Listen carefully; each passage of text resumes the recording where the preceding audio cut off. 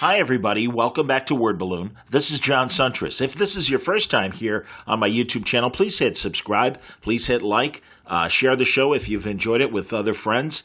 And if you have any questions or comments about the show, you can reach me via email, john@wordballoon.com. Now, there are over 800 audio episodes that are not posted here on YouTube, so make sure you go and check out my website, wordballoon.com. Thanks a lot for watching. How are you, sir? How are things? I'm good, man. No, it's been forever. I know. I'm doing okay. I'm doing all right.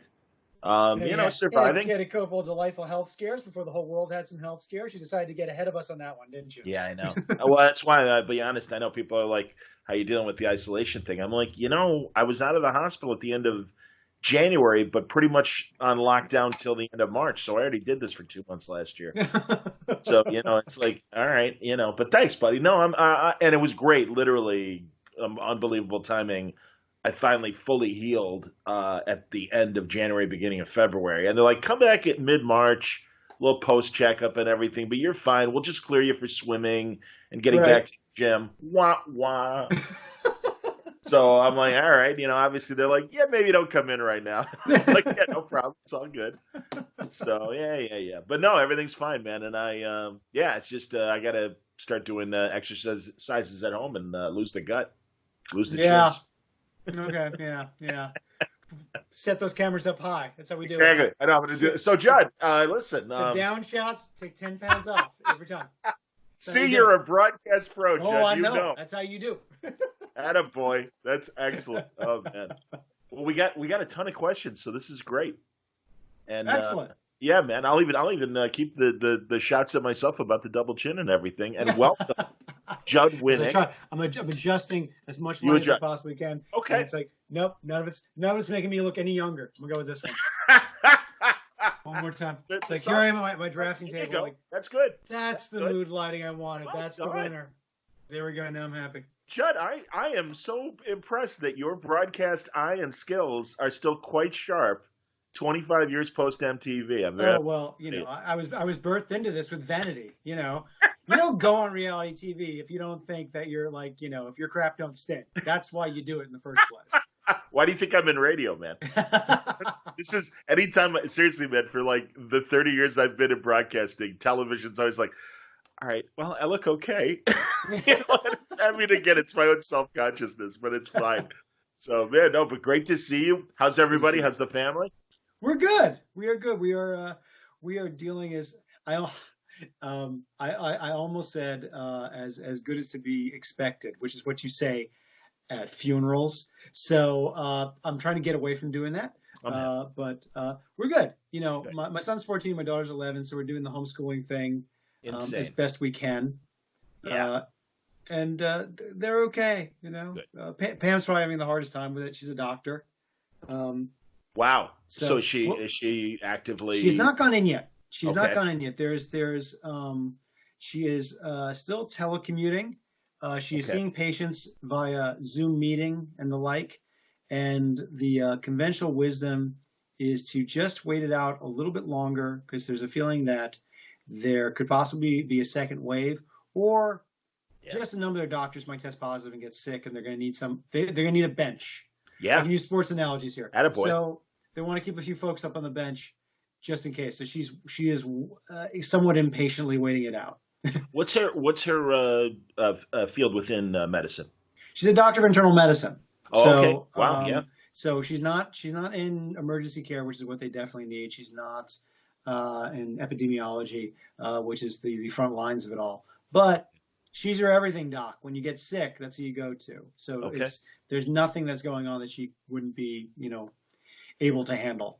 And she will. It's going to happen at some point. And we're going to have to just figure that out when it happens. Hopefully she can keep, as we joked about, keep living in the house while it's going on, unless she has a close call or something. Yeah, Jesus. I mean, these kind of choices and the things that we all have to do to get through this and all. And you're in the Bay Area still, right, Judd? Yep. Yeah, San Francisco. Yeah. Oof. So we were among the first shelter-in-place folks. Understood. But I'm glad the rest of the country is caught up, because that's how this is all going to go away. Amen, son. I'm in Chicago, and from a broadcast standpoint, I always try to give updates of what's going on. I've been broadcasting from home for the last 2 weeks when they have me on, and even a backup plan now that if Chicago becomes too much of a hotspot and they can't broadcast downtown anymore, the people that do have to go to the studio in the control room, basically the anchors are kind of running the show, and Wow. it's a skeleton crew. It's only like 4 people at the station. The station's clean and everything's fine. But if they decide that downtown Chicago is too much of a hotspot, they're prepared to move the studios to Milwaukee and broadcast Chicago news from Milwaukee. And they've got all of our remote channels that we have established between our home broadcasting and master control in Chicago, and then they just added these Milwaukee channels. So it's crazy, You know, crazy. half the time, if all this stuff wasn't so strange and dire, we could step back and just be impressed about what we're able to do. Yeah, man. No, and you're right. And I said the same thing. It's like taking out all the anxiety and stuff just from a broadcast nerd standpoint. This is fascinating, and Yeah. that we are actually able to do our jobs remotely. I'm reporting street traffic, and granted, not a lot, but commerce is still happening.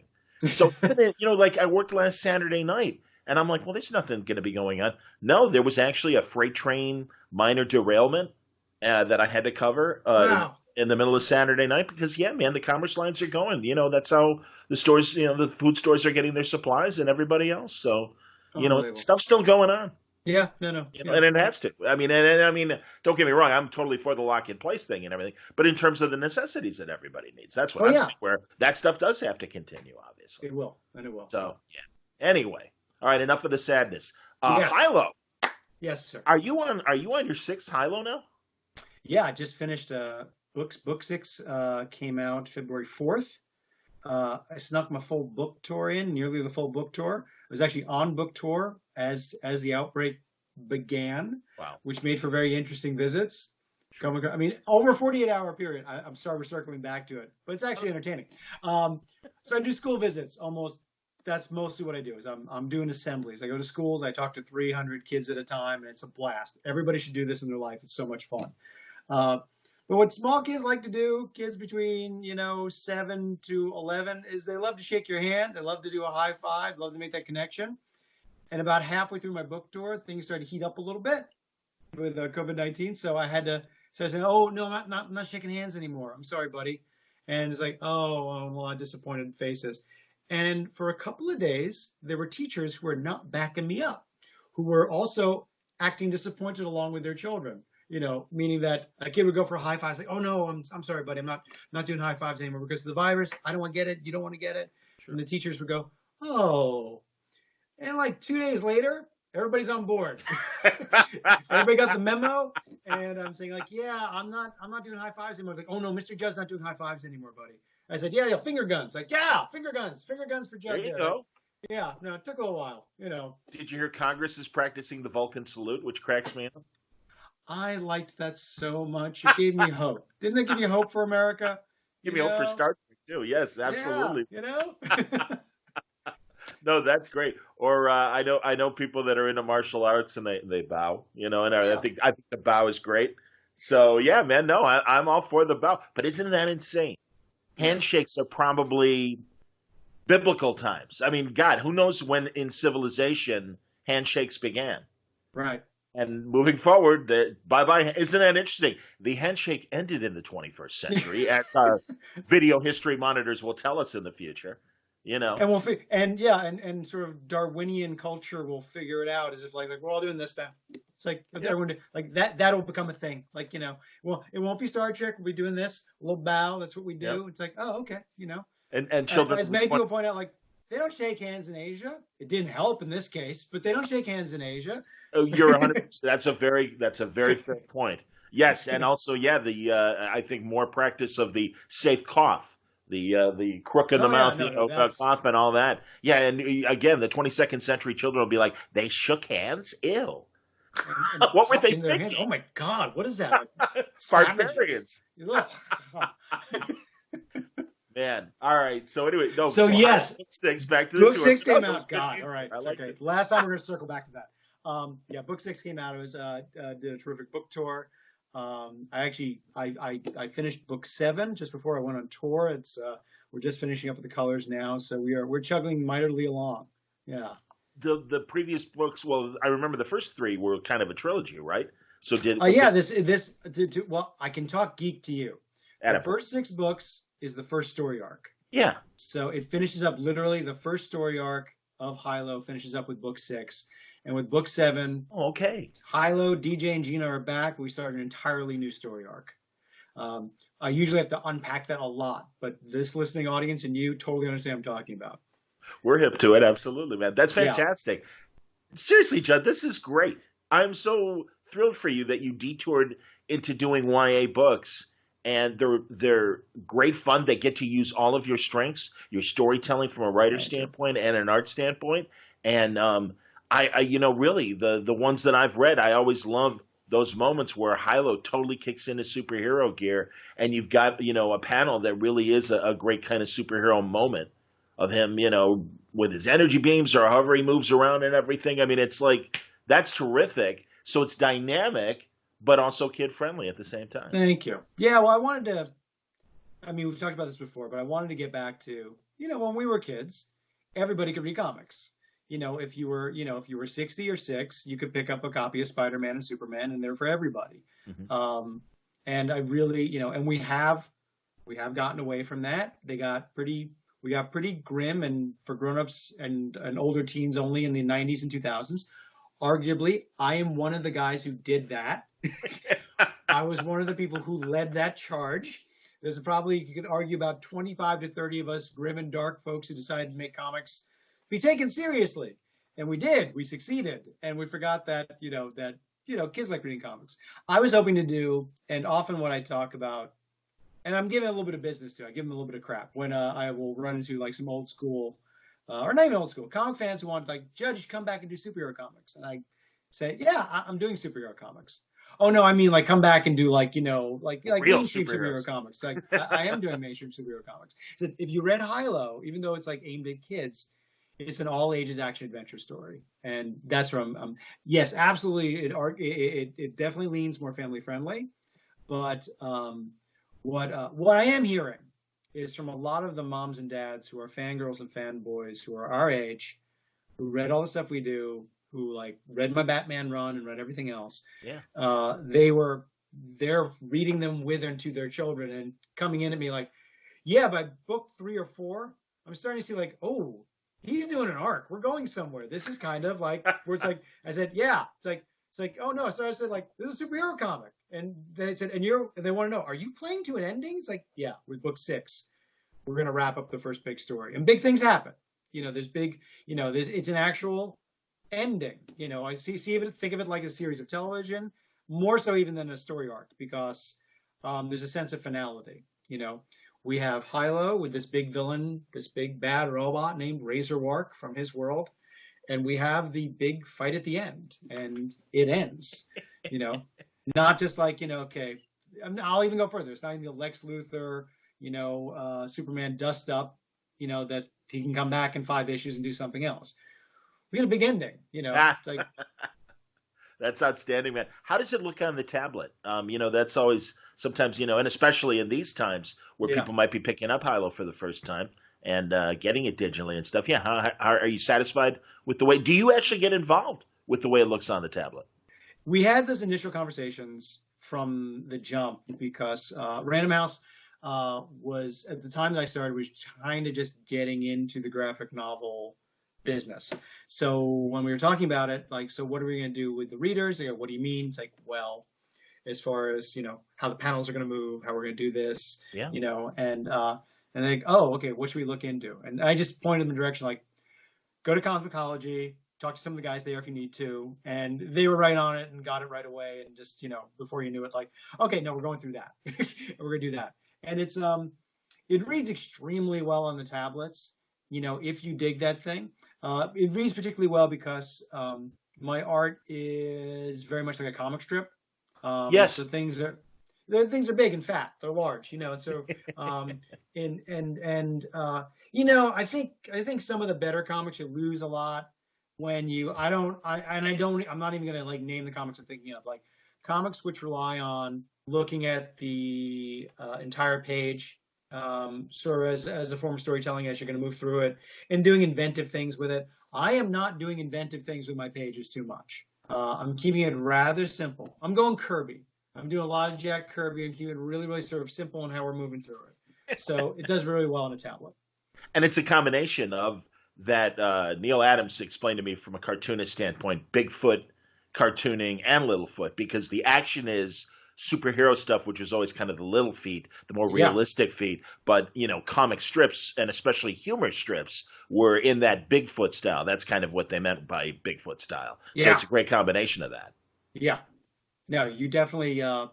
It's. I mean, I cut my teeth on originally learning how to draw by doing comic strips, which is you don't have a lot of room to tell a story, and it's comic strip art telling a superhero story, and it really works for me. I mean, Barry Ween was my experiment with that, and that I figured out like, oh no, I can do it like this. This is how I can do it. This is how I can tell a story like this. That's And excellent, man. Yeah. I'm grateful. It's more than found an audience. It's doing very, very well. Um, it's a real joy working in the all ages space because kids are great. It's in a bunch of languages. It's around the world. Excellent. Yeah. So it doesn't suck. You know. Do your kids have they read it? Do they like it? Oh yeah, Are no, they your for sure. test audience? Oh no. My son was probably the first when he was 8.5. He's 14 now. This all began when I've told you this story, but he wanted to read my Batman run when he was about 7. Right. And I had to tell him no, because, my Batman run's kind of for teenagers and for grown-ups. And then I gave him Jeff Smith's Bone, and he went absolutely bananas for it. And then I reached out to Jeff and told him my son just went bananas for Bone. You know what? That wasn't true. What happened was, I can even tell the truth here. I tell that one for other interviews, but you all tell the truth. I actually went to Jeff's website. I went to Boneville. And I tried to buy a bunch of merch. And then Jeff reached out with an email like, what the F are you doing trying to buy merch? Your money's no good here. It's like, what's that? Like a lot. What are you buying? What are you buying all this stuff? I said, my son just went nuts for Bone. He goes, oh, shut up. I got you covered. And so like a week or two later, he sent us a gigantic box full of Bone merch.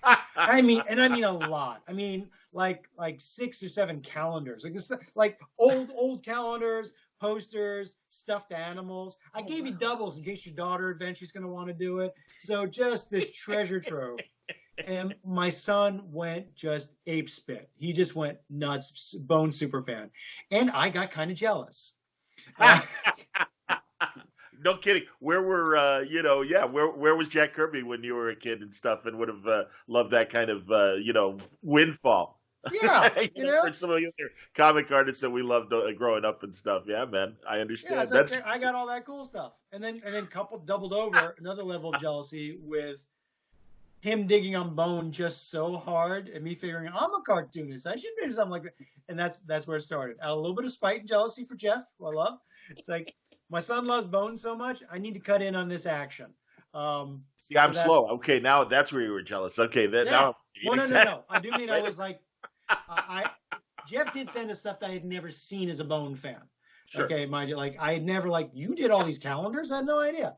But that's when I started doing Hilo, and I just did it on spec. Spent about a year and a half. Came up with a draft, and so my son was about 8.5 for the first time. He read it first, and he dug it. And my daughter. When she was about 5 or 6, began lobbying for me to put a cat in the book. Eventually, and it wound up being a great idea. At first, I was against it. Then I said, you know what? There's this character that isn't working out. She's like this little sorceress girl. What if I make her an anthropomorphic cat? I think, and she wound up being Polly, who's like one of our most popular characters. So it's a lot of fun being in the all ages space and having kids who not only dig it, but their friends dig it. And when I get to go to their schools, I'm a very cool dad in everyone's eyes. Like the nerdy cartoonist guy is extremely cool in the eyes of his children. At least I am. I know this bubble will burst at some point, but for the moment, it's all good. That's excellent. I've heard Bendis say the same thing. When he's gone to talk to schools and stuff like that. So that's terrific, man. And that's. Yeah. Wonderful, man. And if a book publisher hadn't come through with Hilo, would you have found a different way of putting it out there? I mean, you kind of committed, and certainly with the first book, and That was an excellent. Yeah, that's an excellent question. Yeah, this was one of those sort of come to Jesus moments for me. I knew when I was doing it, like, oh God, I don't have a lot of choice in the matter. I'm gonna have to do this. I really love doing this. This is where I feel the best.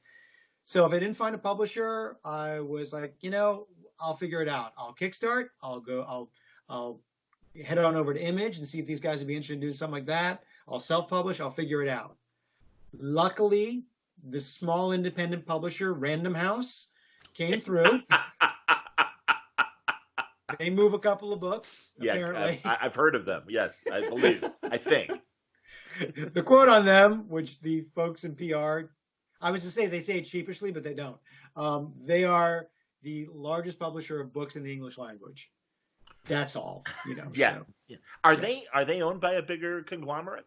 No, they are the big conglomerate that owns everybody else. There you go. Okay, and too, in media and stuff, and in fact, AT&T, they're divesting a lot of their Warner Brothers publishing and stuff. Yeah. So a lot of stalwarts that have been in the business for decades and stuff, things are changing. God, Time Warner, Right. Sports spinning off Sports Illustrated and everything else. I mean, prior to AT&T swallowing them up, it's a weird time. And as you know, it's a weird time for what we call the mainstream comic book world and Yes, it everything is. that's happening with Diamond and stuff. Any observations of obviously what's going on? Any thoughts as you've been reading this news?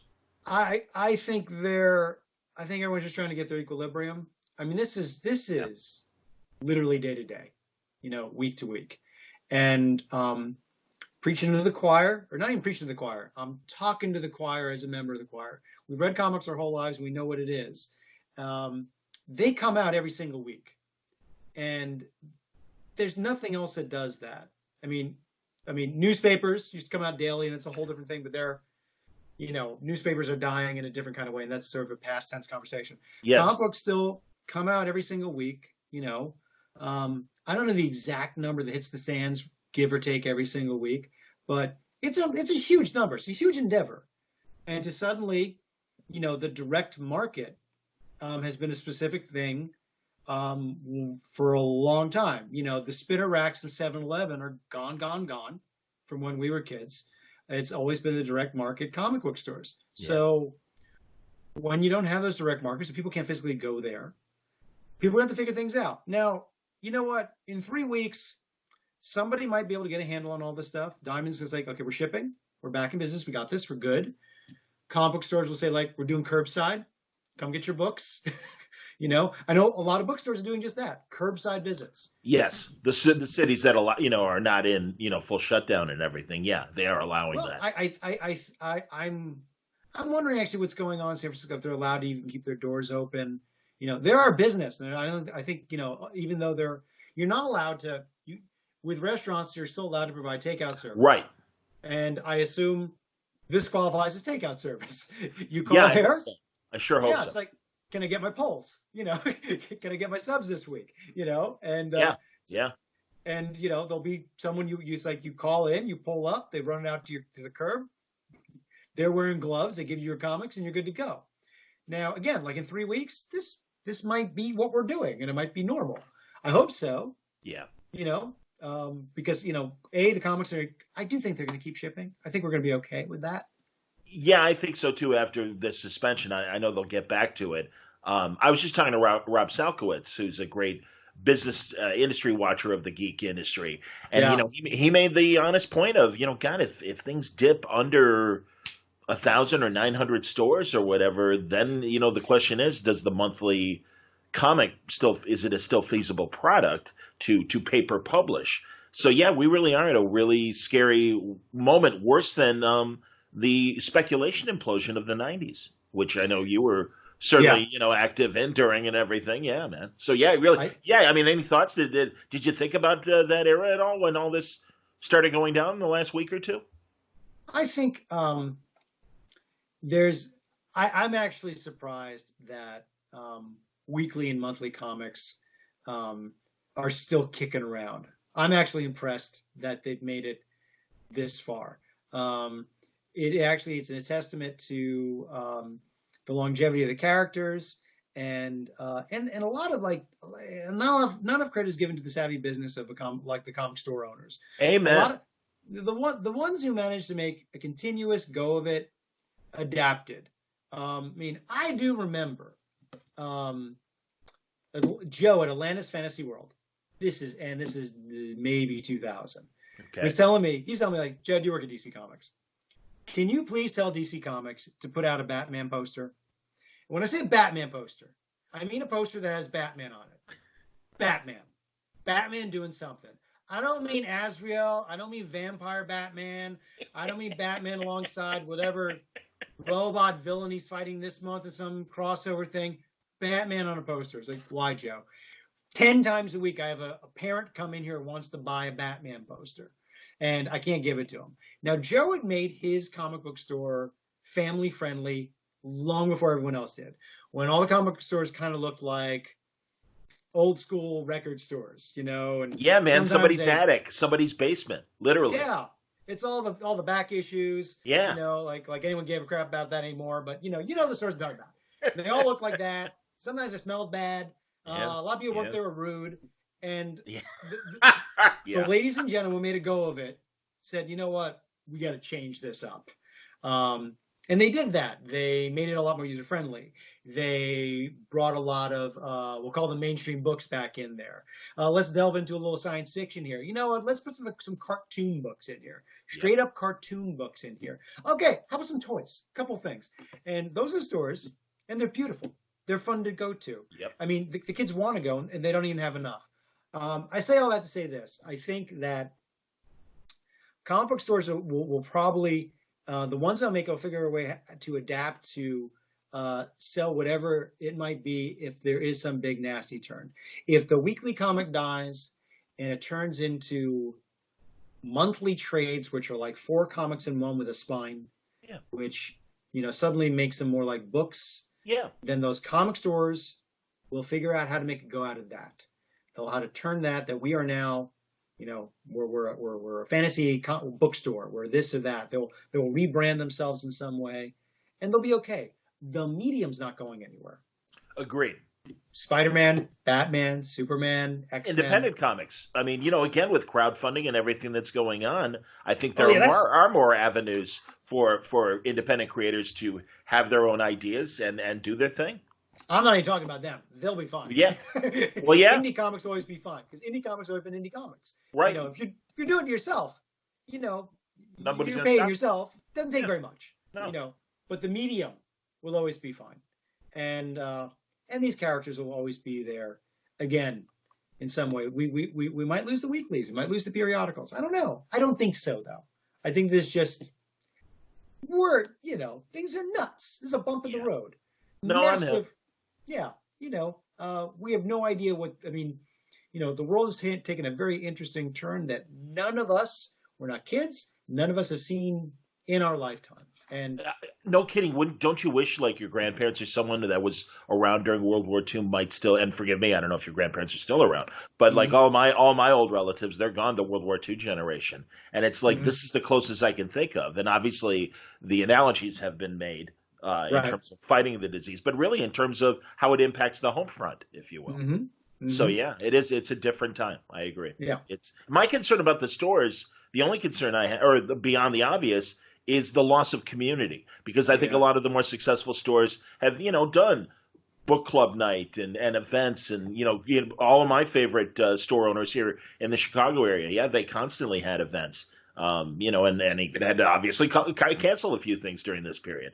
So yeah, that's and here's hoping, and this is why, and another reason why I think comics have endured all these changes and stuff is the culture, and that's the fans and stuff. That's why people are watching this right now and listening to it right now. And I'm certainly grateful of that, and that's why when this happened, I'm like, we're gonna do more podcasts, and I'm gonna be talking to people like yourself, and so we're gonna keep things going, and that's why. So I know we've been like, we don't mean to be bummers, and I'll cop to I'll cop to the bummer part, but I'm always curious about again, as we're going through this thing that we haven't gone through before, I want to get everyone's perspective, but we do have a lot of great questions as well. Fair enough. Fair enough. So yeah, no, if you it looked like you're ready to say something, by all means, man. I mean, No, I don't want to cut you. I was gonna agree with you that I think I think the medium will be okay. You know, I mean, put it this way, you know, Batman's been around for 80 years. You know, 80 years. Yeah. It's absurd. You know, it's It's it's Sherlock like Holmes level. Wow, I yeah. can't believe people are still reading or give a shit about this character. Pardon my And French. how much has he changed in that 80 years? Yeah. Not a lot. No. You look at him and it's like Batman from when he started and like first couple of years of fine, like, yeah, he's like, you know, and he's like, he's still, I don't know, 28, 32 years old with, you know, did this because his parents were killed. And like, and that's pretty much it. It's been that for 80 years. Yep. And I think it's, you know, we'll these stories, because these are the American mythology and we retell them every generation over and over again. I've said this a million times. I'll say it a million more. All comics are fan fiction. Of course. Of course. I mean, that's all. Like, what do you think of fan fiction? Like, that's all we're doing. That's professional comic creators are just doing fan fiction. Okay. When I was a kid, when I was like 14 years old, I didn't see the comics. I read about in some article or some like the Index of the X-Men is when I first discovered Mimic, who you know was a character from the original run of the X-Men. I thought this was the coolest thing ever. Like a guy who has like all the powers of the X-Men, so cool. And then when I finally got my chance to write superhero comics, like, oh, I'm bringing him back because I thought he was cool. I'm doing fan fiction. This is just a story I wanted to tell when I was 14 years old. So, you know, so it's all fan fiction. With that, I think it'll be fine. It's a horrible bump. We'll find our equilibrium again. Don't worry. We'll keep telling Spider-Man and Superman comics forever. I'm with you, dude. And it's you know you're hitting on a few things that listeners have already asked as far as questions. I've got a good list of questions. Let's get into it. Sure. Dennis Van Beek says I have a soft spot in my heart for your artwork. Will you ever publish a Winick art book? Yeah. The Art of Judd Winick. I'm sorry to laugh. Sir, you were the very first one to ask that. So, so I say in the sense of like, there's not been a dire need for it up until this point. Oh, sure, I would love that. I would absolutely love that. I think that's mostly to do with having a body of work. You know, but I will say as I get as the more I draw, the better I get, and I don't. I mean that in the least braggadocio way. One of my favorite quotes is from Branford Marsalis. He was talking just in an interview. He said a buddy of his had said, Branford, so what's it like being at the top of your game? And Branford had said, like, oh, God, I hope not. I hope I am not at the top of my game. I hope I have a lot to learn still. And that's kind of how I feel. Like the more I draw and the more I write stories, I do feel like I'm getting better. And I like that. I mean, I like looking back at things I did a few years ago and go, eh. So with that, I like the idea of an art book, so you can look at the meh progression to, you know, the better work I do. Totally, man. No, absolutely. And I'm blanking right now. Is it Frumpy the Clown? Yeah, Frumpy the Clown. It is Frumpy. It was the comic strip I did. Yeah. There you go, man. Yeah. Well, that's the thing. From Frumpy to Barry Ween to, you know, Hilo. I mean, and was there anything in between as far as cartooning? I started with my college comic strip, which thankfully when I look at it, I wince, which is what you want to do. Absolutely, man. That's 30 years ago. I shouldn't look at that and go, that was really good. Yeah, if I only could punch my weight like that still. No, it's pretty bad, which is good. Absolutely. And you know, from that to Frumpy the Clown to Pedro and Me, which you know, the art is a particular thing, and it's good. It's not great. I draw better now because it's been 20 years. Sure. To Barry Ween, to you know, then a very dry period where I was, you know, working on animated series, doing this and that. To Hilo, you know, which and I'm learning a lot. You know, everything from the first Hilo book to the sixth Hilo book. I'll get really, because I'm talking to cartoon geeks out there. The work's getting a little bit too tight for me. It's a little bit precious in the sixth book, and I kind of want to loosen up again. I want to feel I'm losing a little bit of my Bill Watterson, Calvin and Hobbes-ish. I'm getting a little too tight. Okay. I want to loosen up a little more Charles Schulze. So with the seventh book, I think I'm still a little too tight. So I'm now trying to loosen up again, Interesting. making a conscious effort. That's great, man. No, that's fantastic. Hicks Hix. I can't talk, man. Okay. Did Judd have any desire or chance to showrun a big crossover event at DC, or was Countdown to Infinite Crisis the closest he came? Oh no, I did. What did we? It was what was the first? It was just called Crisis, right? Prior to Countdown, Wasn't it? Was it? No, was it just Crisis? Go on, describe it. I don't even... Honestly, don't remember. Well, we just called the Crisis and forget the name that we. Yes, I did. Me, Jeff Johns, Dan DiDio, and Greg Rucka and Eddie Berganza came up with the first massive crossover Crisis, and this was literally Dan saying, "I want to do something like Crisis on Infinite Earths," and we went to a big ass office.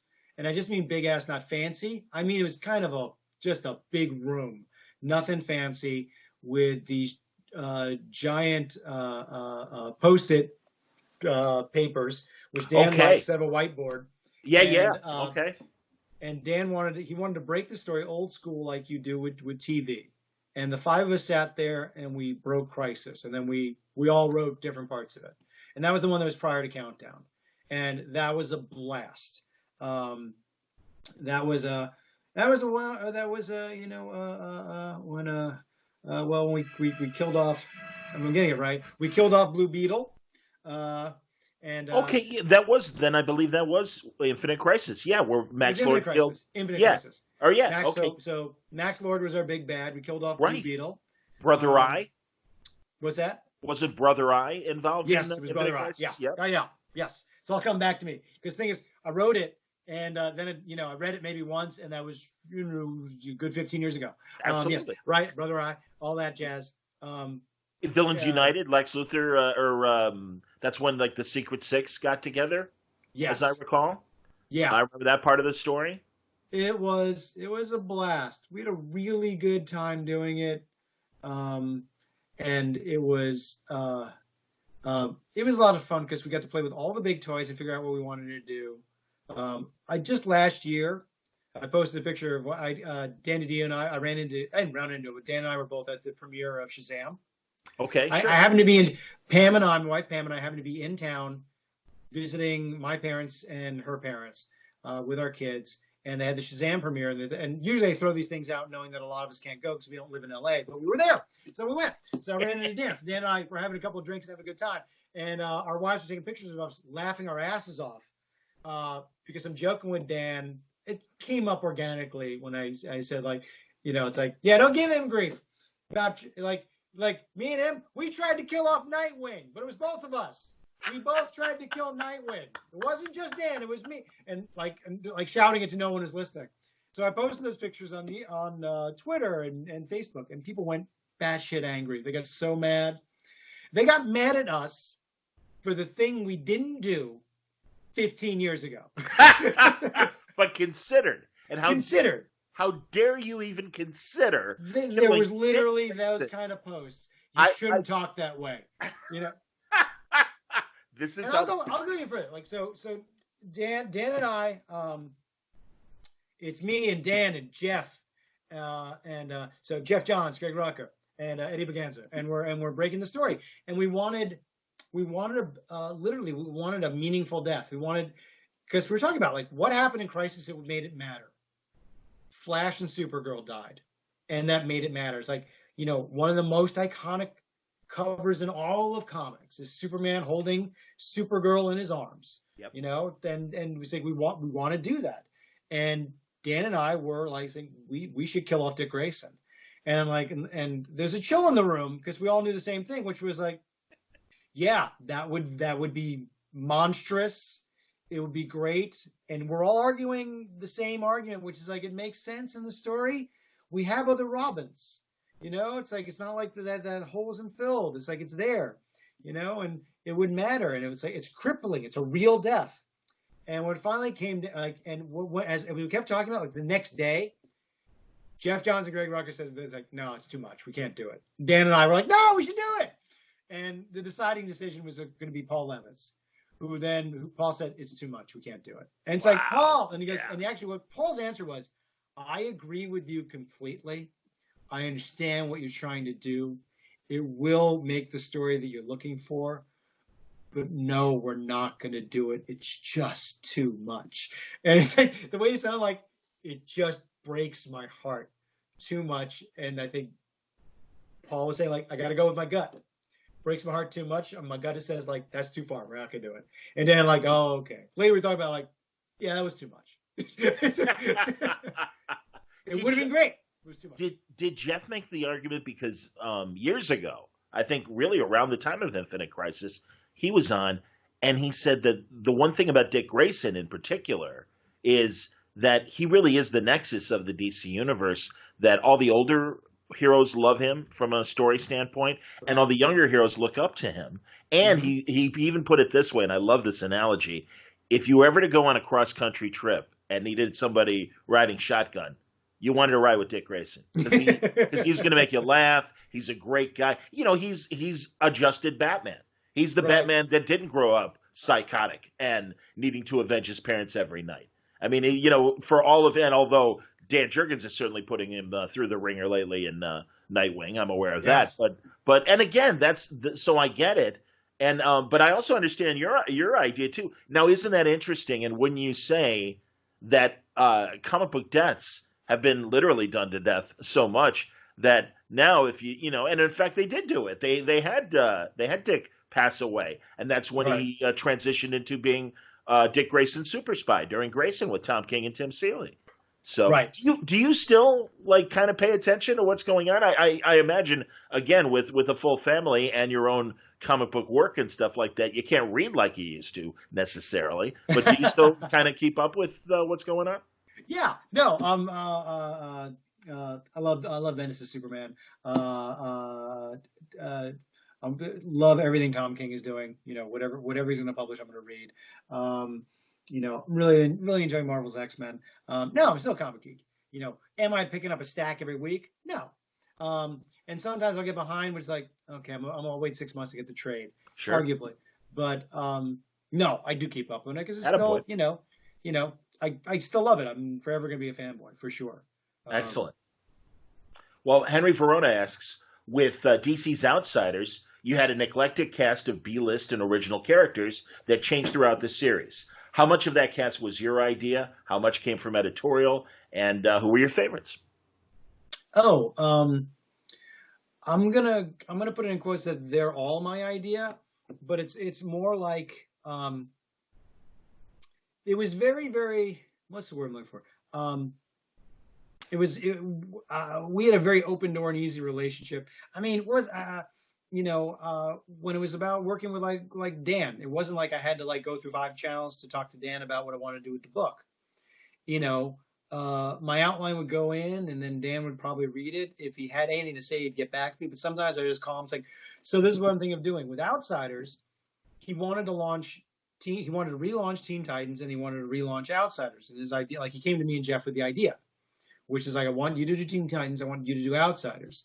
What do you think? It's like, oh, well, we love it. You know, and then Jeff and I had ideas. And then Jeff and I went off together and sort of figured out like, okay, I'm thinking of do this and I'll do that. And they can overlap sort of in this way. And then we went back to Dan with it. Dan goes, that's great, isn't that? And it's like, yeah, I think I want to bring back Metamorpho. It's like, yeah? It's like, yeah. It's like, okay. It's like, no, I know. Metamorpho kind of stinks. But this is what I want to do with him. Because I think he's kind of awesome. See, that was a conversation Jeff and I would always have. We would always have this thing like, you have these lousy characters. Like, how do you fix the legacy characters? You know, that there's something about them that are just incredibly awesome. And there's a reason why they've been around for 1 million years, despite the fact that there could be something about them that stinks. Now, the thing is, you got to look past the stink and see the awesome. So, you know, what makes Metamorpho stink? I'm just curious. Before you stupidest character. I mean, look at him. I mean, he's 4 different colors. His legs like made of wood. He can turn into gas. It's dumb, you know. Nobody looks at it like, oh, Metamorpho's so cool.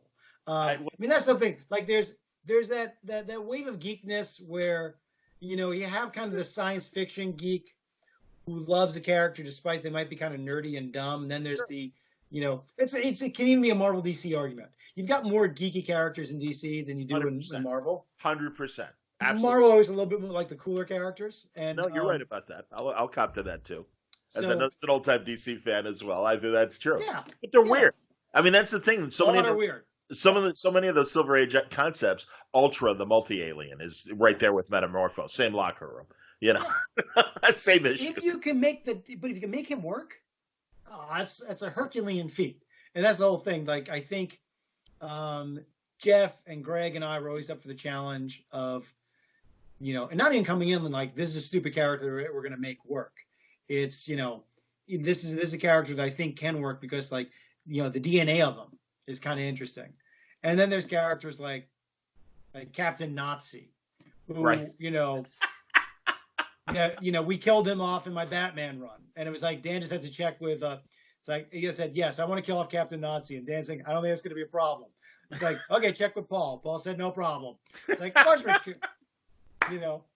are the kind of memos I'd like to read. Captain Nazi, kill. No problem. Yeah, for sure. A little quick emails like, I don't think Paul got a problem killing off Captain Nazi. And I'm pretty sure in the book. Twice.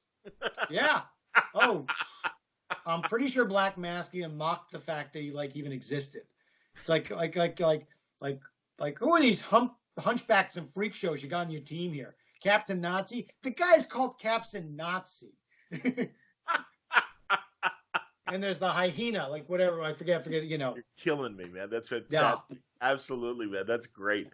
Jesus. But this is all should be pointed out, I guess, going back to like the idea of fan fiction. Like nobody makes fun of these characters more than the folks who are creating and working on them and who will come to blows over these very same conversations. I mean, I don't know how many times I had mock laughing debates with Greg Rucka over, but Batman wouldn't do that. That's what Rucka would say. Rucka is constantly in the game like, but Batman wouldn't do that. Like, dude, like he wouldn't. He would not do that. And we couldn't be more serious, but at the same time acknowledging that we're overgrown children. But we're having some fun here. We take it very seriously, but at the same time, knowing that it still has to be these fun stories, sure. These interesting stories.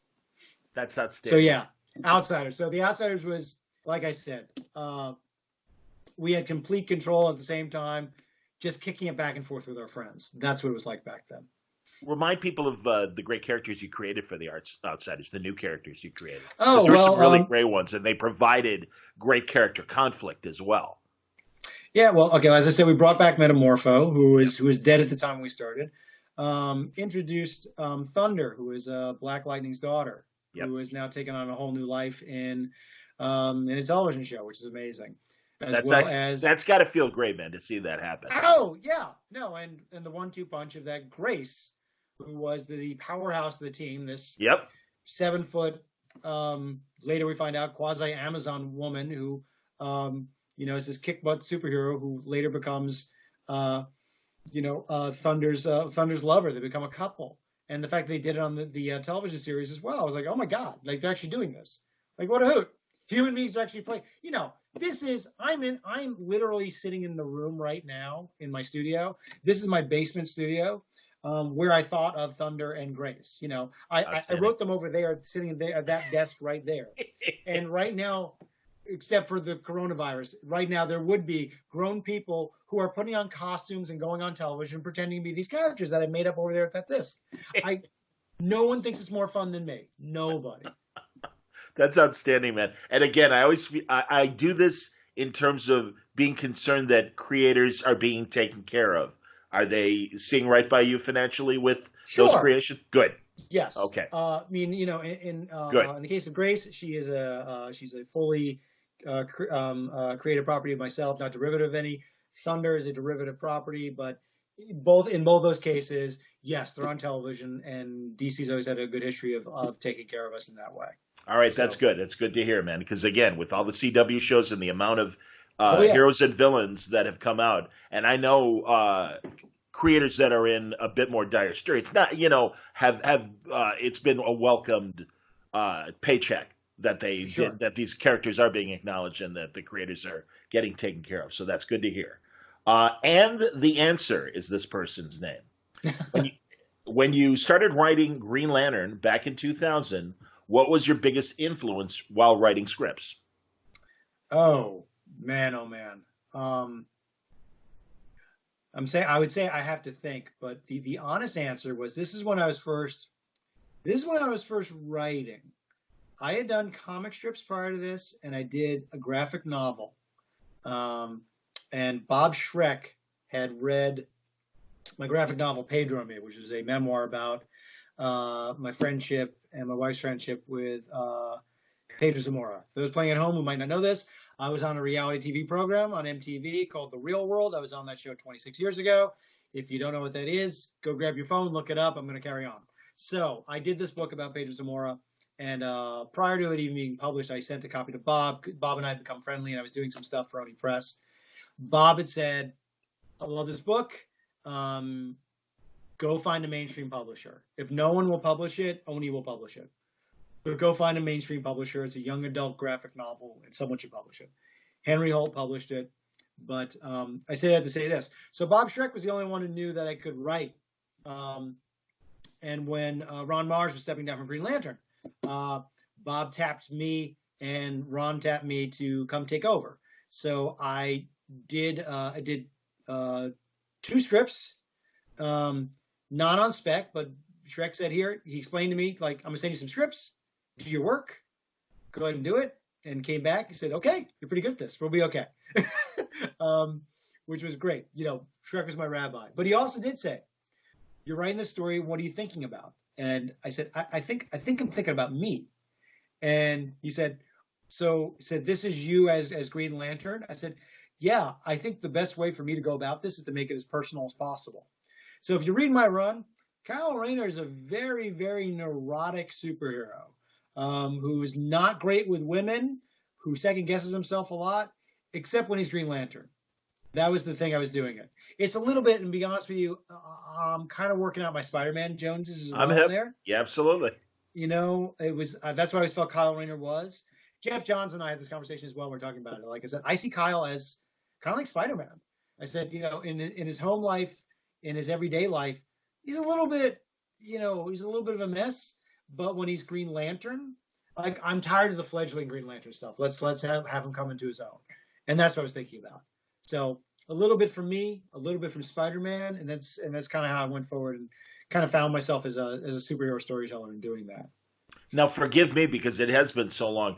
Was Ion, Kyle becoming Ion, was that part of your run as well? Yeah. And that was kind of this, you know, go on, describe Ion. No, that was at the tail end of the run, and that was I wanted the big thing is I wanted to bring back the entire Green Lantern Corps, and I was given okay, baby steps. I said okay.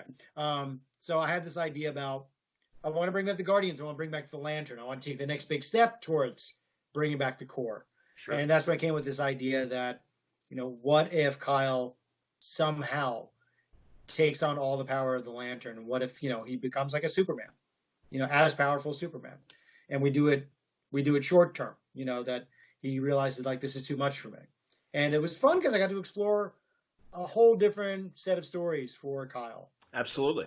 And it was really interesting I agree. for me as a storyteller, you know, and you got to ask those big questions, you know, like sort of, you know, that I didn't get to ask with Kyle before that. He has like a godlike power. So what do you do if you have godlike power?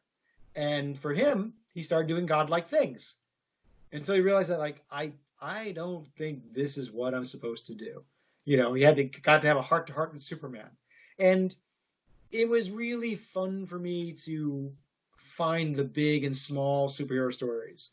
And I mean, like, part of it's like a learning process of like, I'm telling this massive story of this character who basically gets the power of a god.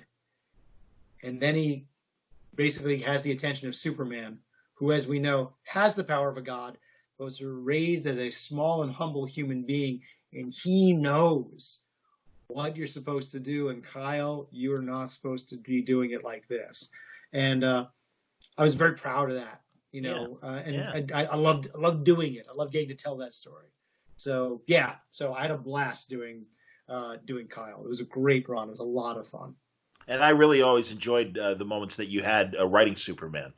Oh, Things like thanks. First Thunder as well. And yeah, I mean, I think no, I think you had a candle on Superman as that leader, and even though they've made him young again, that father figure that I think the other heroes do kind of seek out, or he's happy to let you know, hey, Yeah, you're doing this wrong. I think that's great. yeah. That's his I real think superpower. one of my favorite moments of Superman moments I wrote. One is First Thunder. I won't even spoil the ending. If you haven't read First Thunder, go read First Thunder. It's one Absolutely. of the works I'm most proud of anything I've ever written. I mean, if I had to name like five things, it's going to be in the top five things is First Thunder, particularly for the ending and his relationship with Captain Marvel. Another is this small moment in the wedding of Green Arrow and Black Canary. Black Canary and Green Arrow get married, and they're going to the wedding, and everyone's getting their invitations. And there's a conversation between Wonder Woman and Superman, and Wonder Woman is looking at the invitation and says like, "I don't know about this." It's like as far as far as like them trying to get married, and all of us get together in costume, and they're getting together in costume because they're talking about that. So some people still have secret identities and whatnot. She goes, "I don't know about this," and Superman's not saying anything. He just looks at her and goes, "I think it's gonna be nice. I think it's gonna be nice. We all finally get together for a change, for this one time when we're not having to stop something terrible. We're just there together to celebrate." He's got this big dumb smile on his face because Amanda Connor drew it. Amanda, absolutely, man. It's so exquisitely good. Like by the way, this comic that I got to do with Amanda Connor has some of my favorite moments. She does such wonderful acting. He's got this big dumb look on his face, and also Wonder Woman is looking at him, admiring the big dumb look on his face. She loves him a little bit, the big stupid lug. Like Yep. he's so Pollyanna in this moment. And so Amanda really captured it. It's one of my favorite things I've written is this one scene because Amanda carried it so well. There. I'm with you, man. And also that combination of, and you guys were all working together at the time, Johns and Rucka, yourself.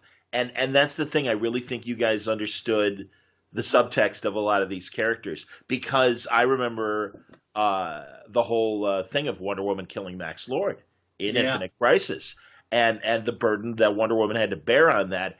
And talking to Greg about that, who was writing both Superman and Wonder Woman at the time, Mhm. and he's like, Lois is telling him, "You idiot! She did that because she loves you, not intimately, but as this brother sister, and could not see you being hurt. She had to Right. make this terrible choice because there was no other choice at that moment. You Right. dumbass! Don't be pissed at her. She did it for you." And it Yeah. really was. It was great. And again, these are it's the character moments that are, to me, the biggest moments. Brian has said a million times, Bendis, that, we've seen punching a million times. It's the conversations. Those are the special moments. And I really think it's been the last couple generations. It hasn't started with you guys. It was happening before that, but it really was. I think it started in the 80s and the 90s and into the aughts and now our modern day where, yeah, this is, again, we get to have these kind of conversations with the heroes, and it really evolved the storytelling, I think, in good adult ways. Right. So, No, it's true, and just organically circling back, and I'm grateful for that. What I learned in my 12 years of doing superhero comics, is that I'm able to carry that over into this YA. I mean, in this all ages space, whereas kids don't actually come up to talk to me a lot about the action scenes. They're not talking about the fights. They're not that they are interested in that. They like all the action, but they always want to come and talk about the moments. Because I learned how to write and become a better writer by sort of creating emotional moments between characters. And even though this is supposed to be this silly comic book about this boy who flies around and shoots lasers out of his hands, they're dealing with emotional things. What it is to sometimes what is the nature, what it is to be alive, what it is to be a human, what it is to be a friend, what does sacrifice mean? And they're kind of having these conversations in the simplest of language that kids can understand and kids would say because they're children speaking.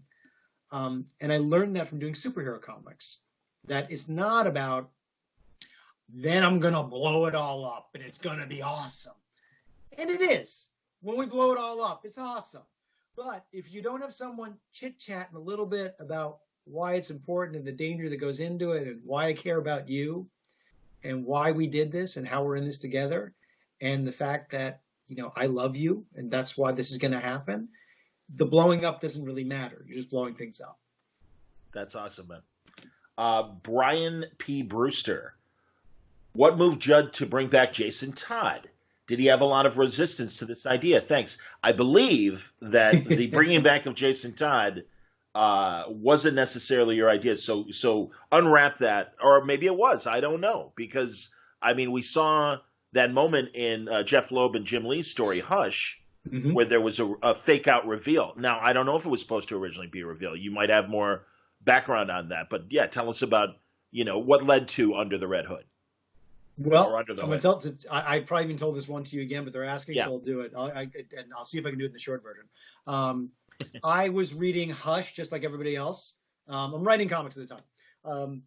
So it wasn't like I'm sitting at home, as it were. Like I'm an active reader and I'm writing like 3 monthlies, but I'm reading Hush like everybody else. And it's revealed in whatever issue of Hush that Hush is actually Jason Todd, who's been brought back to life out of the Lazarus pit. And I thought this was the greatest thing ever. I just lost it. I thought, oh man, what a stupendous story this is going to be. I can see it like 100 miles of broken road. It's an opera. He comes back, he's a villain. It's great because the death of Jason Todd, he still died. And everything that went into that still happened. Yep. But now he's come back broken and damaged, and I can't wait to read this story. And then in the next issue, it turns out it was just Clayface and it didn't count. And I'm like, okay, that's another way to go. All right. So I was as a reader, I was disappointed, but it's like, okay, I get it. Maybe it was too much. But when it got to be my turn at bat, literally when I got to write Batman, at bat, yes. Starting with we did a 6 issue with Dustin McGuinn. Dustin and I did As the Crow Flies, which was we returned where the Batman was battling Scarecrow. I got to weave in Jason Todd as Hush in there a little bit, and it could have been that it was a hallucination nightmare dealt out by Scarecrow. But when I was writing it, I was thinking like, it'd be really cool if this wasn't fake, if this was the real deal. So Dan liked what we were doing. So, he said, I want you to take on Batman for a while. I said, cool. So I got to do Batman monthly. He said, what are you thinking of doing? I said, I think I want to bring back Jason Todd. He goes, so you really want to do it? I go, no, I really want to do it. He goes, great. Okay. Tell me everything you're going to do. Sure. And that was sort of like, okay, go. Like, if you're going to do this, how are we going to do it? And I actually had a bunch mapped out because, again, I was working it out in my head like 100 miles of broken road when I read Hush. And then they didn't do it. And then I had months just to think about what I would have done, while I was working on this other story with Scarecrow and Batman.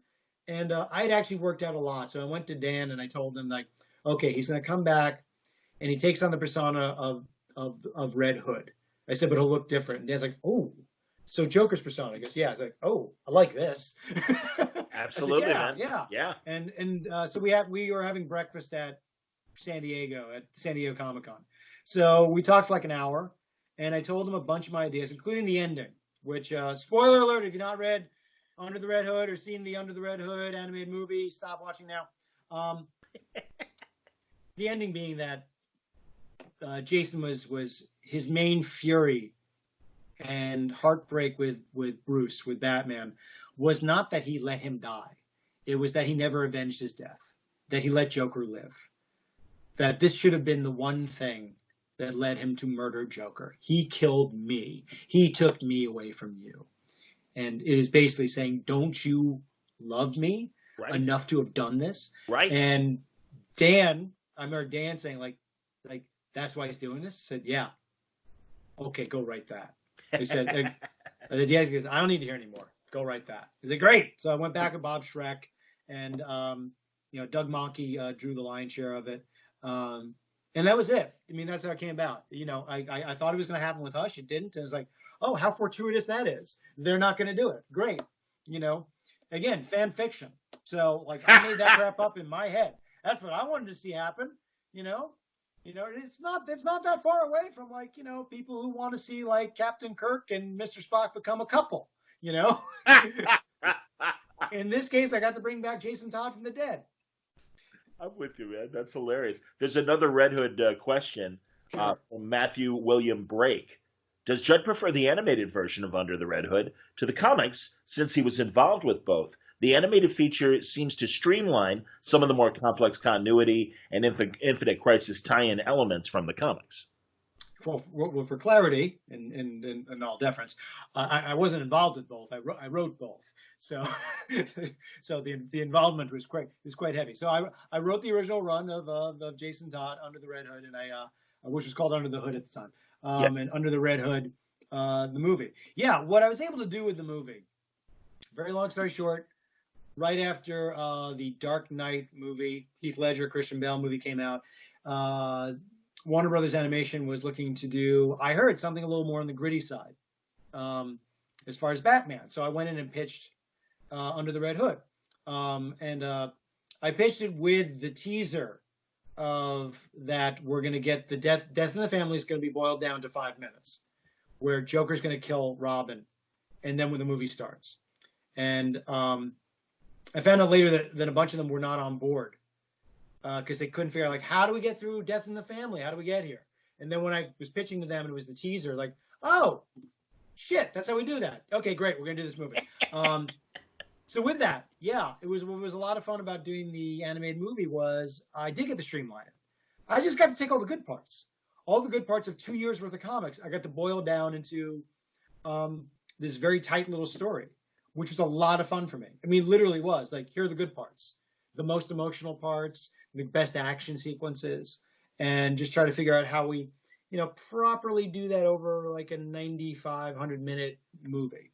And it was wonderful. It was a blast. I'm very, very proud of all of that, from the longevity of the character to how people still enjoyed the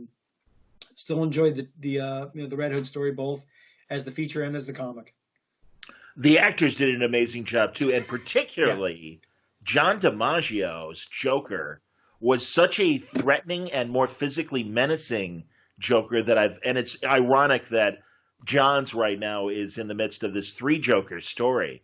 And it's a little bit of a shame that one of them couldn't be this much more powerful physically and just more physically threatening Joker and stuff. Honestly, as always with the voice character acting choices, the casting, I'm always amazed. And then, you know, John last thing I'd expect from John DiMaggio. And it's really one of his best performances. It was really amazing. It really holds up. Bender from, we should say, Bender from Futurama, Adventure Time, John DiMaggio, million great goofy voices if people don't recognize his name. Oh, yeah. No, and just, you know, and you got, I mean, you got to hear this performance. If you haven't ever heard it, I mean, it's like, it's really, he manages to be menacing and funny at times. And these last couple of scenes he does are just unbelievable. Just Joker is just like sputtering with so much excitement and glee, almost orgasmic in how he just can't, and like, it's all John. You know, it's the combo platter of the animators working with it's a great performance. It was great. I have a feeling the majority of the audience has seen it.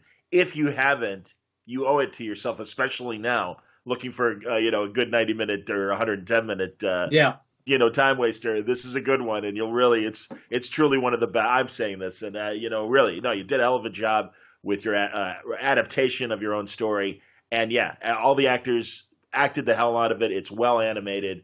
It's really, really great. So that's cool. Did you ever talk to Starlin about Death in the Family and how you move the story forward and everything from what he wrote? No, Starlin's like one of the only people involved. Like I spoke to Denny O'Neil.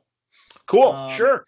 Which it all stemmed from there's a quote on the back of the original Death in the Family trade, like from Denny, which was to bring back Jason. would be a really scummy stunt, something like that. And it always gave me great pause in what I was doing because there it Sure. was. Sure. But this is actually back in Wizard magazine days. They reached out to Denny if he wanted to do a joint interview with me about it. And so I got to ask him, like, yeah, so we brought him back. And Denny goes, no, you got to understand. I wasn't talking about you, like, even in the abstract. What that meant, I meant us. I was trying to send the message out that we as DC Comics, if we were to kill Jason Todd off in this big old way that we're doing, and then we bring him back in 6 months to a year, that would be a scummy stunt. That's what I was talking about. I was trying to let people know, like, this counts, this means it. He said, you did this years and years later, and he said it was a great, I mean, he had read it, and it was very complimentary, and, you know, I was getting choked up listening to him, you know, give me accolades about it. So Denny was fine with it, so I was cool with it. I don't know what Jim thinks. I hope Jim's okay with it. I hear you, man. It's so weird. At Terrificon in Connecticut 2 years ago, I did a great Robin panel, and it was Starlin and Mike Barr and Denny came as well. And it was really fascinating hearing their opinions of Robin and just the idea of Batman having a sidekick. But also, yeah, Denny went into great detail about not only the anger of the fans with the 900 number and kill him, and all that. And he was surprised at how many people wanted him dead. And then the corporate people are like, what do you mean you killed Robin? And they're like, no, we killed a Robin. It's all right. Everything's good. And no, you killed Robin. We got birthday cakes and bed sheets and, merch to sell, licensing to sell. Well, we can't do that anymore. And they didn't understand it. And unfortunately, the fall guy was Jim because he wrote the story. And that's insane because the editorial, I mean, Denny and those guys are like, we're going to do this. So Jim was just being a good soldier, wrote a hell of a story. Yeah. But I also think you're bringing him back gives Batman, because we had that great moment in Dark Knight Returns, the Frank Miller, amazing graphic novel series, where he looks at the Jason uniform and the big, tube and everything. And that was Batman's great regret. It still is, but now for a different reason, because it's Batman who regrets not saving Jason. And there's that subtext of, I taught this kid everything he knows. And there's those wonderful moments in your story when they're working together. And basically muscle memory of, all right, I'm going to move left, you're going to move right. Routine number 7 to disable a criminal or something. And, that kind of stuff, so all that was great. And also, and again, forgive me, did you create Black Mask? No. Okay. I would say it's a 1-2 punch that Ed Brubaker reinvented Black Mask as the gangster that he became. And okay. It happened like this. By the time I came on the book, Black Mask was the current kingpin of crime in Gotham. Yeah. And I read him, and he was kind of just he was a little bit of a blank slate, that he was like super violent and a street criminal who was now like, running things. Yeah. And as I was writing, I was like, I think it'd be fun if he's a little bit funny. That he's a real nut bar, that he's prone to rage, and it's like it'll be kind of funny if he's funny. I think it would work, and that kind of became the norm as well, which I'm sort of like equally proud of. That Black Mask is a full of rage, but kind of cracks wise at the same time. Excellent, very cool. Are we good for time, Judd? I don't want to Where are we at? Okay. Okay. Let's do like 10 more minutes. Okay, that's fine. And these are some faster questions because we can do a little lightning round. Yes. Attaboy. Let's see. First of all, what was your thought process behind the Robin anniversary story? Was that the first idea that came to you, or did you have other plots in mind before deciding? Oh, without giving any of it away, because it's a 9-page story, and I'd rather people read it than hear me just give it up. But that was purely that it is a Jason Todd story. And the gents at DC came to me. He's like, yeah, we're doing a Robin story. We thought you might want to do something. It's like, yeah, let me see if I can think of something. And it is one of those things where, I don't know, I was brushing my teeth or shaving my face. And I was like, oh, that'd be nice. Yeah, okay. It's a quick little notion, this little story. And I mean, it's one of those things I just lucked into, telling a nice sort of warm-hearted story about Jason Todd Batman, and I got to do it in 9 pages. So I was happy to do it. Um, any chance that you'll write more Jason after that? I would think at some point. I mean, people ask all the time. I mean, for both fans, but I'm in regular contact with DC. I did not leave on bad terms. I don't really see what I did as leaving. I just wanted to go write and draw some more. Yeah. And it's purely a scheduling thing. It's purely, in this case, can you do a 9-page story for Robin? Like, yes, I can. I thought of something. Cool. And they're actually asking me if there's another anniversary thing I can't talk about. That is there a 12-page story you want to write? At the moment, I don't have an idea. Okay. So the answer is like, no, I don't have anything right now. But honestly, tomorrow I could be, working out. Like, oh, yeah, no, that would be good. And then I could do that because I know it'll, take a couple of days opposed to I don't have 4 months to go write, a couple of monthlies. So at some point, for sure, yeah. Okay. That was from Clarence, by the way. Dennis McGlynn asks a good Brad Meltzer college days story. Because you, Brad, and Jeff were all college buddies, correct? No, just Brad and I. Jeff, no, it's an easy one to screw up. Brad and I went to University of Michigan. Jeff went to Michigan State. There you go. Where they teach farming or something. I don't know being a sports. I'm like about this rah Michigan, but I know I'm supposed to make that joke. For those Michigan folks playing at home, I made the joke. So there, I'm from sports radio, so I know exactly what you're doing. Okay. Good, absolutely. Like Mets and Yankees fans, absolutely. Yes. No. So a Brad and I college story. Okay, here's one. Maybe my sophomore year, I was doing my comic strip in college. So I did a daily comic strip, and I was running a little bit late, so it's Saturday night. So instead of going out or doing anything, fun as it were. So I'm there, I'm inking my strip on Saturday night. So Brad is sitting there keeping me company because he did not have anything to do either. A couple of nerdy comic book fans, I'm inking, and he's sitting there. And he literally came in with a piece of paper and said, okay, let's do it right now. So JLA versus the Avengers. How's the fight go down? We're 19 years old, and this is what we're doing on a Saturday night at college. In one of the, Michigan's kind of a party town. Ann Arbor's kind of a party town. This is what we're doing. I'm inking my my comic strip, and Brad and I are talking about what's going to happen in a fight between the Avengers and the JLA. And I will only give you 2 facts about that. One, we both felt between Captain America and Batman will win because he cheats. Batman's a cheater. He's not going to play fair, and he will win. We disagreed on Superman and Hulk. I still feel that Hulk would win, and Brad felt that no one ever beats Superman. And I have to shrug and say no one is stronger than Hulk. And we still disagree on this. So there's a college story about me and Brad. Compare those to what Kurt Busiek wrote with JLA Avengers and what, I can't remember. I know that Steve Root drew that Superman Hulk story. And right now I'm blanking on who wrote that. Remember that really good comic from the 90s? No, I'm blanking too. I'm getting old. And I'm trying to remember if it was in the Busiek comic or Brad and I were thinking, or we came up with it, where we felt that Batman would fight in Captain America, that he throw a smoke bomb, there's smoke everywhere, and suddenly Cap's shield whips off his arm. So he doesn't have a shield anymore. Did Busiek do that, or is this something Brad and I thought of? Honestly don't remember which. No, Busiek had them literally kind of mentally and with their eyes size each other up and go, okay, there's no point in actually fighting. Let's get to the point where we're working together and figure this thing out.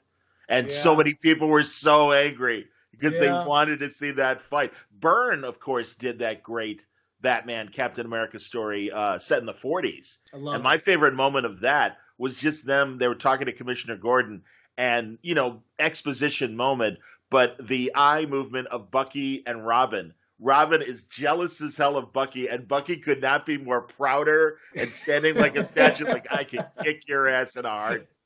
And it was very Dick Sprang looking, the Byrne art. Oh, it was fantastic.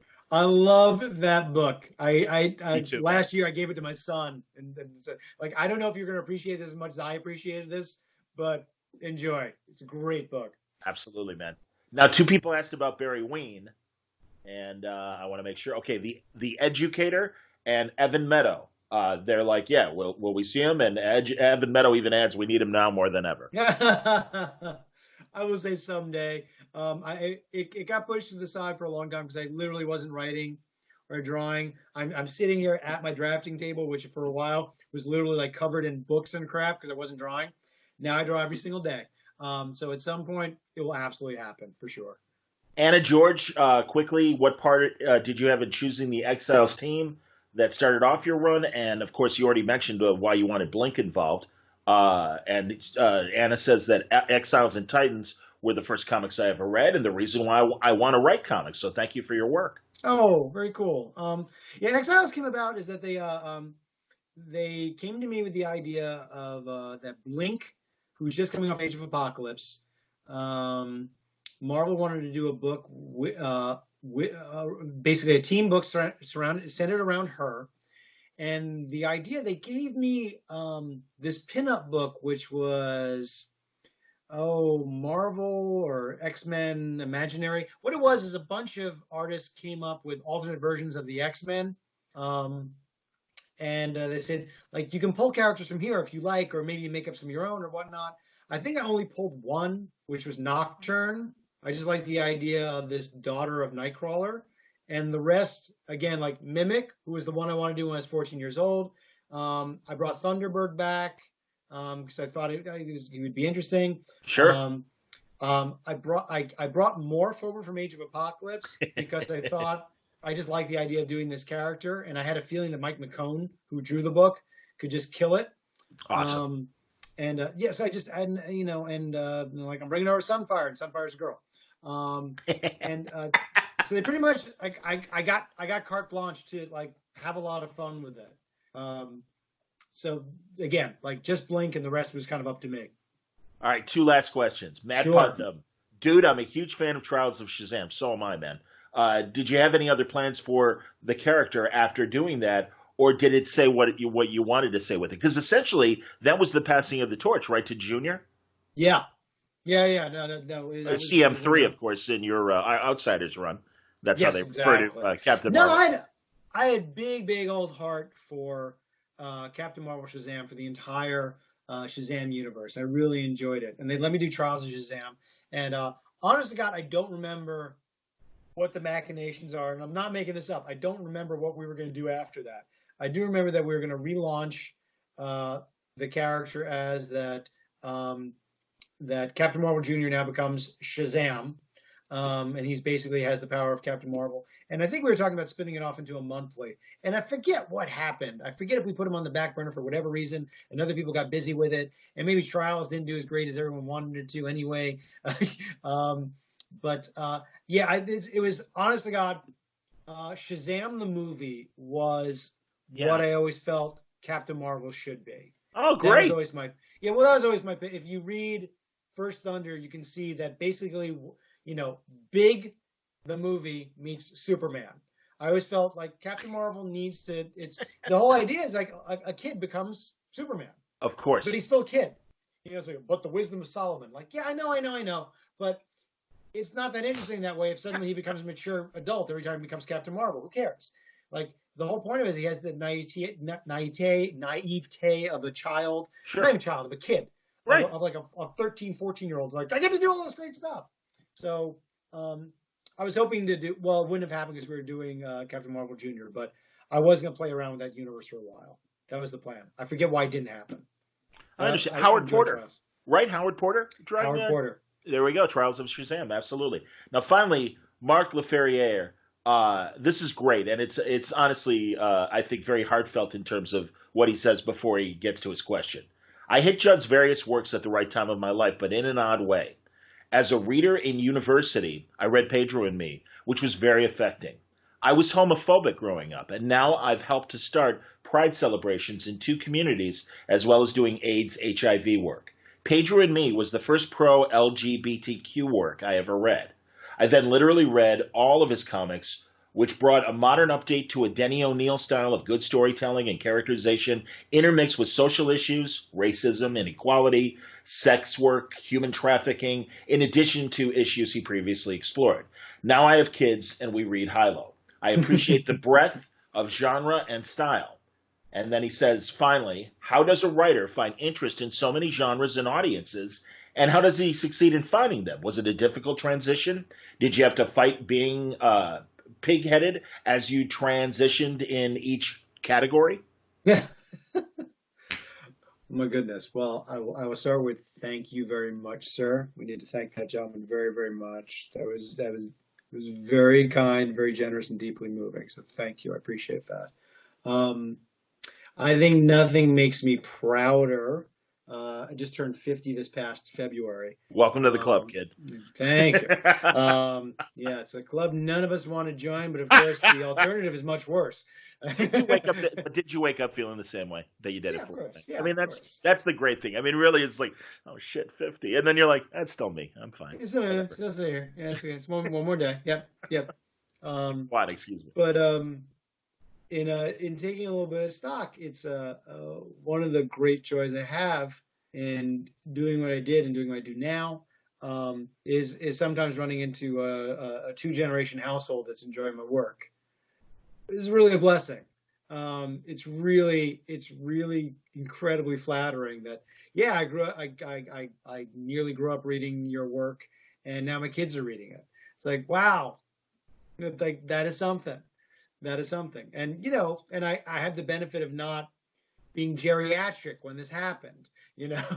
That I'm not 75 to 80 looking back like, I've read your stuff and now my kids are reading your stuff. Like, thank you, young man. It's like, no, I'm doing it now.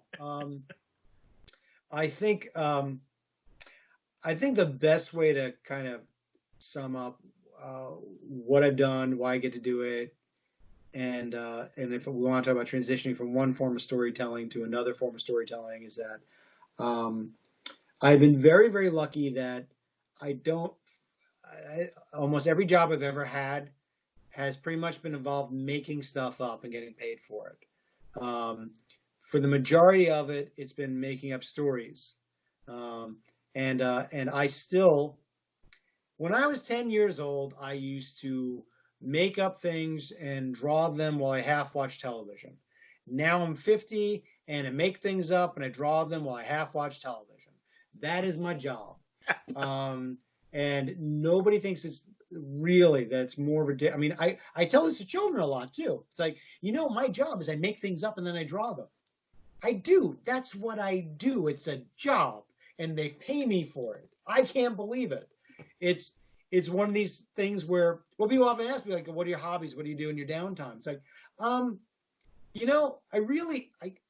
don't really see, does like watching television, hanging out with my family, going to movies and doing crap like that count? It's like, no, I really, I'm very, very, I'm at my happiest when I'm drawing the things that I made up. I don't feel like I need something to unwind from work. I don't. It's sometimes when I don't have the opportunity to do my stuff as often as I like to. If I have a couple of days where I'm not able to make things up and draw things and do these things where I don't feel quite right.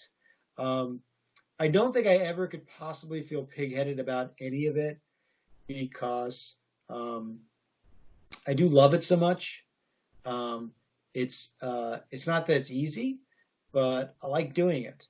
And the stories that I've told, which might touch upon social issues, I've never really seen it as too big a stretch. Those are just stories that speak to people who sometimes don't have their stories told. And I always felt the superhero comics, that's what they should be about. And they always have been.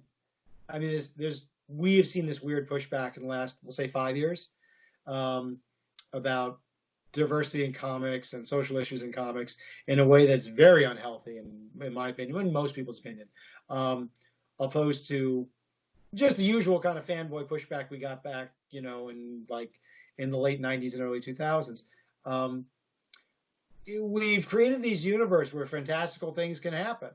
So it shouldn't be a big deal that we've got, let's be honest. We have characters who come from different dimensions, who are different colors and shapes and sizes and aliens and, can swap brains out of their bodies and, and all this crap.